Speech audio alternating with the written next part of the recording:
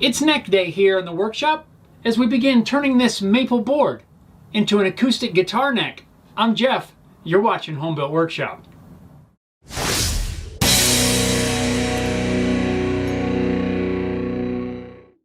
Welcome back to the workshop, everyone. I hope you're doing great.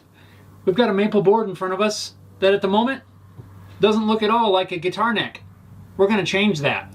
This is a piece of hard maple. That's what I'm going to use to make the neck. Right now it's about 6 inches wide, which really is much wider than it needs to be. In order to figure out where I need to cut it, I'm going to use my headstock template to really determine the width. At the end of the day, I don't want to have to glue on additional wings to make up any extra width, so I need to cut this piece wide enough to fit the entire headstock. One downside of this method is I'm going to have a bunch of extra material down here to remove, but it's going to accomplish the goal of not having to glue on wings, so I'm okay with a little extra material to remove. This piece is 1 inch thick and it's about 32 3/4 of an inch in length. That should give us plenty of material to make the neck blank as well as the blocks we're going to need to create the stacked heel. Now that I know how wide I need to make this piece, it's time to rip it down to width on the table saw.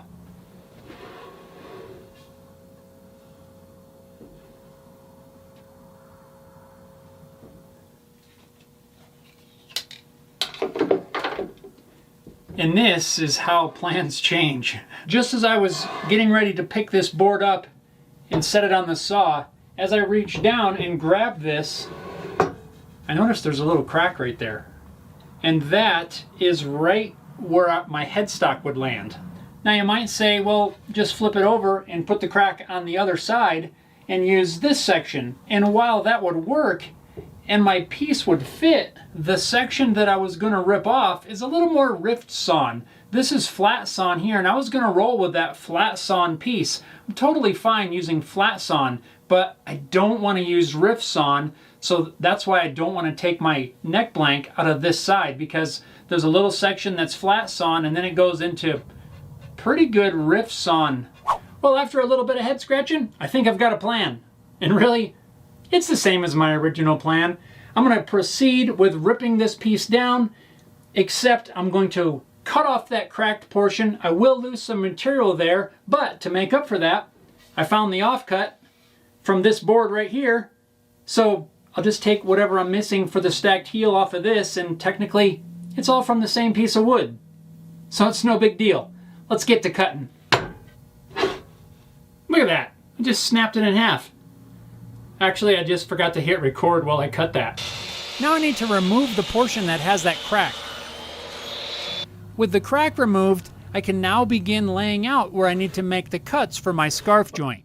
I'm carrying my lines all the way around the piece so that I've got a clear visual of where I need to make these cuts. I'm using this little digital protractor to mark out my 14-degree headstock angle. So now we have a line all the way around where we need to make our cuts. This line on the front represents the front edge of the nut, the headstock end of the nut. What we want to do now is head over to the bandsaw and very carefully and slowly cut along that line. One thing that's very important during this process is to let the blade do the work. I'm not pushing on the board, I'm only keeping enough pressure to keep the board moving along as the blade is cutting. I don't want the blade to drift off the cut. Once I've finished cutting the scarf joint, I set my bandsaw fence in place and resawed the offcut piece to thin down the headstock. I think my vacuum's full. It's not really collecting too much dust here. After running this little guy through the drum sander, I've got it down to exactly a 1/2 inch thick, and we've also conveniently removed the bandsaw marks. The way this is going to get glued in place is somewhere about like this. And you can see right away how we're going to get our angled headstock. Before we can glue it though, we got to make sure that this angle is dead flat, at least as flat as we can get it, and ready for glue. I've applied some double-sided tape to the back of this little block. We're going to use the tape to hold this in place so that this cut is exactly in line. I've got a couple scraps of wood here that I'm going to sort of just clamp to the side to act like a fence and help me keep this thing in alignment.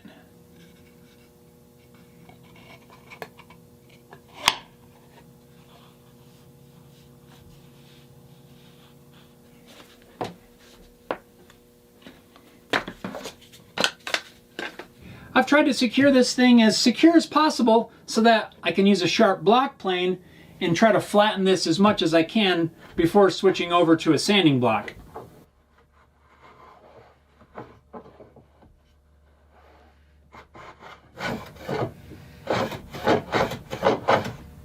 I switched from the block plane to my number 3. This is the number 3 that was in a recent video. If you haven't seen it, there's a link in the description where I did just a light restoration on the tote and knob. This was much easier to use than that little block plane.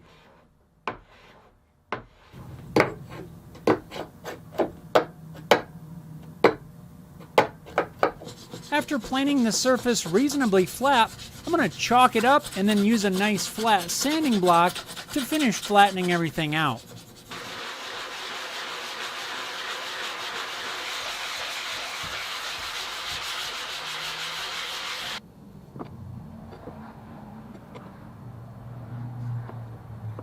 I've noticed I've sanded, I think, a little bit more off of this end.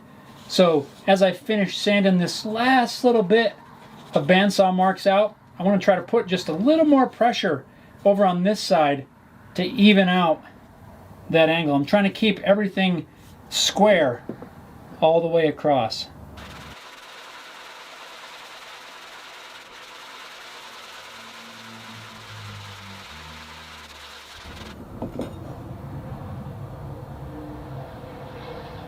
If it looks straight, it is straight, right?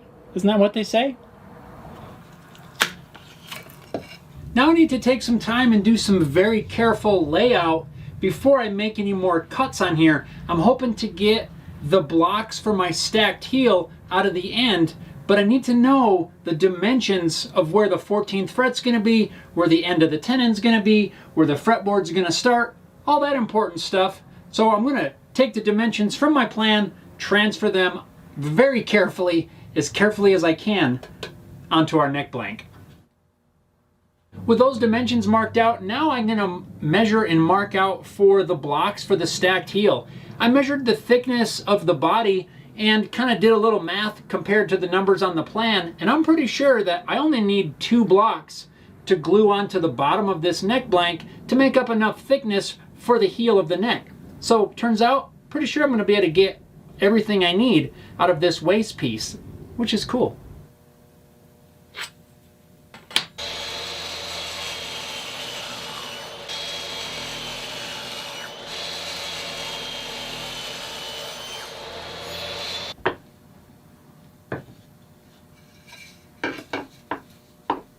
Now we just need to glue it up.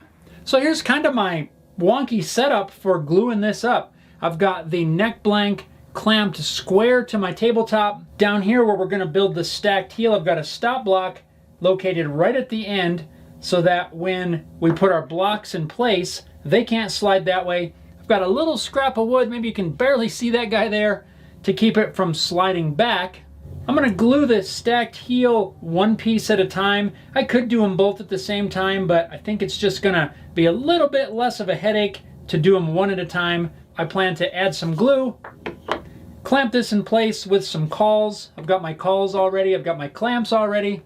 Up here for the headstock, I've got a similar stop block clamped to the table. That is going to prevent my headstock from slipping forward. I've got everything lined up so that once it's in place, that block keeps it nice and secure.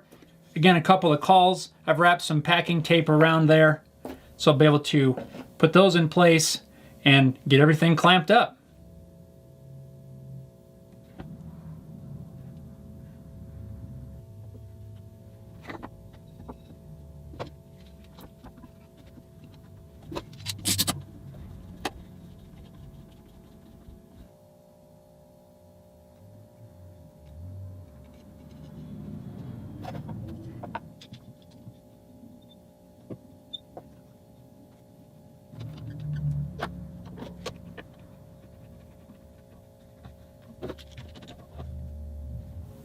Alrighty, I've got a ton of clamps on here. I just went ahead and glued on the last block of the stacked heel. Well, it turns out that that glue up was a little bit trickier than I expected. I thought since I had stop blocks and stuff all there to keep things from moving, that it would just go super quick. But I still found that some pieces wanted to move in ways that I didn't really think they were going to move. One of these blocks on the stacked heel did shift some, but since it is so much wider than the actual neck's going to be, it's not really going to make any difference.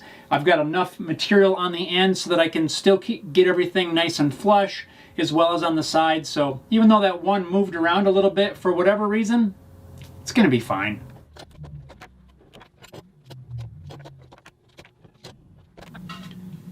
Well, would you look at that? We have a neck blank. I guess I don't have to worry about my headstock being long enough. My headstock's probably going to end right here. Guess I didn't need to make that quite so wide, but better to have it and not need it than need it and not have it. Before we proceed, I'm going to make sure the glue joint on the headstock is perfectly flat by sanding it with some 220 grit on a flat sanding block.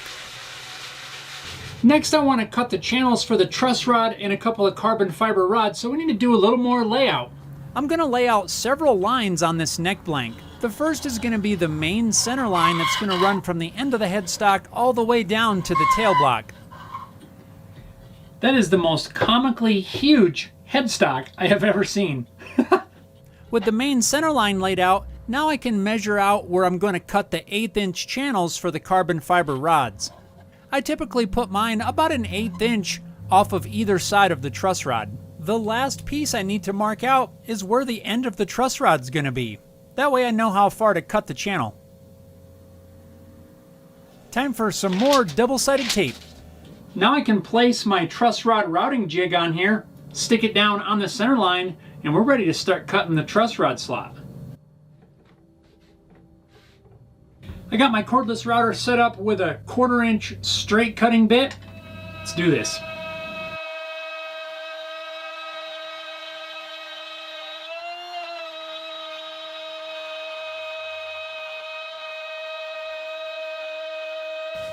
After cutting the truss rod, I'll reposition my jig onto my other marks.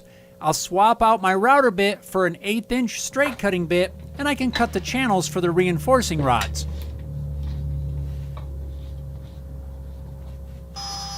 I feel it's important to mention that here in the video it looks like I'm doing this all in one pass, but in fact I'm making several passes, adjusting the depth of my bit as I go. Trying to do this in one pass, especially in this hard maple, would almost surely break a bit.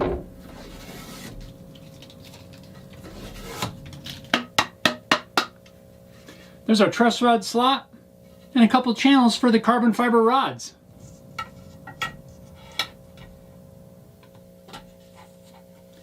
Looks like everything's going to fit well. When it comes time to install them, I'll have to trim these down to length, but for now, we're good to go on these channels. With that out of the way, we can now begin to address this ridiculously giant headstock. I can't get over that. I made up this elm head plate a while ago. All we got to do is glue that in place. And just for fun, if I lay my headstock template on there, without it even carefully lined up, you can see how much extra material we're going to get to trim off here.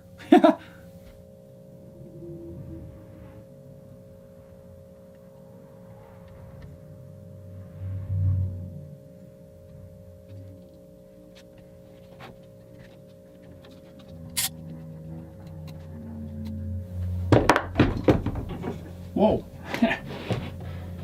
Easy there, buddy.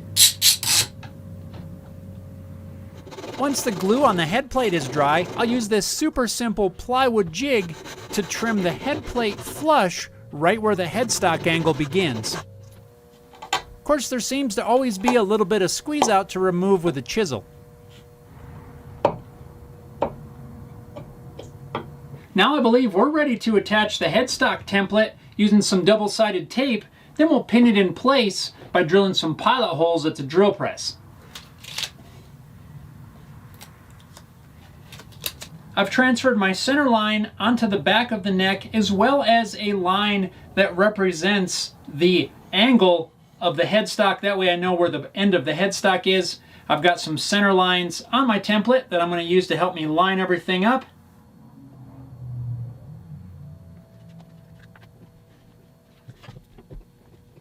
Now we'll drill some pilot holes here and pin everything in place using some wooden toothpicks. That way we're not relying only on the double-sided tape. Although this tape is pretty strong and probably would work okay. I don't want to take any chances. And finally, it is time to make this headstock a little more reasonably sized. With my headstock template pinned in place, we can now use the bandsaw to remove the majority of the excess material. For those of you that have seen me use templates on the bandsaw before, you'll know that I like to do a lot of my cutting with the template attached. For me, I've found that it helps me be more precise in my cutting because I'm being extra careful not to cut into my template. But that's also a downside. There is the chance that if you're not paying attention, you could accidentally cut into your template, causing you to have to do some repairs, or at the worst, making a new template. And my bandsaw just reminded me again that I forgot to empty the dust collection. One day I'll learn. With most of that excess material removed, I can now use a flush trim bit in my router to route the headstock perfectly flush with my template.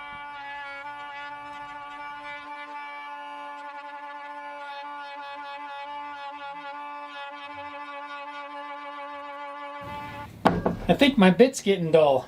I'm gonna have a little bit of sanding to do here. That'll be all right. Well, I feel like I'm making pretty good progress on this neck, and this video is probably getting a little bit long, but to be honest with you, I don't want to stop. I got a little bit of time yet. I want to keep going. Does that ever happen to you when you're in the middle of a project? You just feel like you got some momentum going, so you want to just keep working, and next thing you know, it's 1 o'clock in the morning or something silly like that? Let me know if you ever experienced that down in the comments. The next thing that I want to work on is getting this headstock logo installed. This is a piece that I made up a while back when I made up the binding and purfling. All we gotta do is route a little inlay in the headstock and glue this guy in. I've got some double-sided tape stuck to the back of my headstock template. I'm gonna use my little toothpick dowels, poke them through there to help me secure everything in place. Now we'll just line it up, get the dowels started in the hole.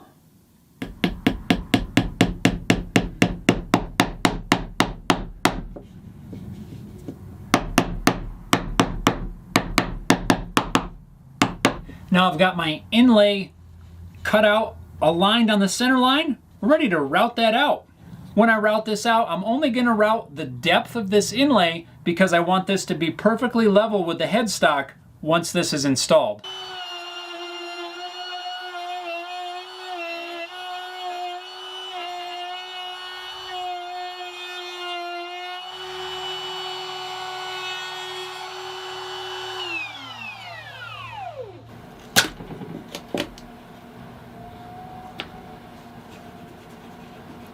That'll work.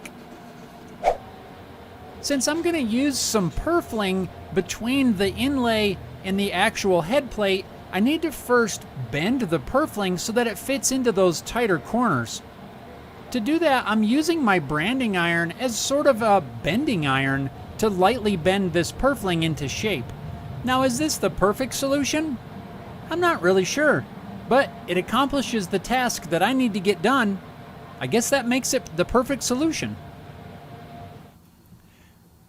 I think now I'm ready to carefully work that purfling and the logo into place on the headstock. This little sanding stick seems to work pretty good for sanding the end of the purfling so that everything fits well.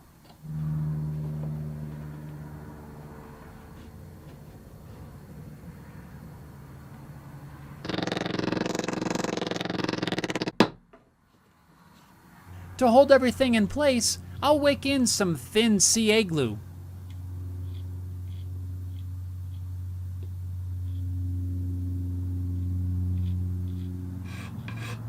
After letting the CA glue dry naturally, I'll then use a razor blade, kind of like you'd use a card scraper, and scrape the purfling and any excess glue flush.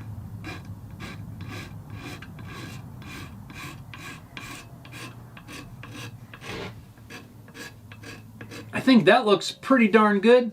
Now I think it's a great time to go ahead and use the pilot holes that we drilled earlier to drill some tuner holes.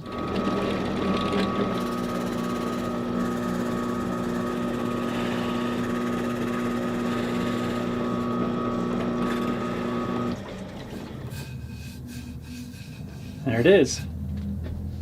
Well, now we're getting somewhere. This is looking more and more like a neck, and as much as I would love to keep going, I think this is a good stopping point for this episode because I gotta have a little time to get this edited so you guys can check it out. In the next episode of the acoustic guitar build, we're gonna cut the tenon on the end of the neck, and we're also gonna cut a giant hole in the end of the body, which would be the mortise for this tenon to fit into, and we'll probably get started on the fretboard. Make sure you're subscribed to the channel so you don't miss when that episode comes out. Hope you guys enjoyed this one. Hit that thumbs up button if you did.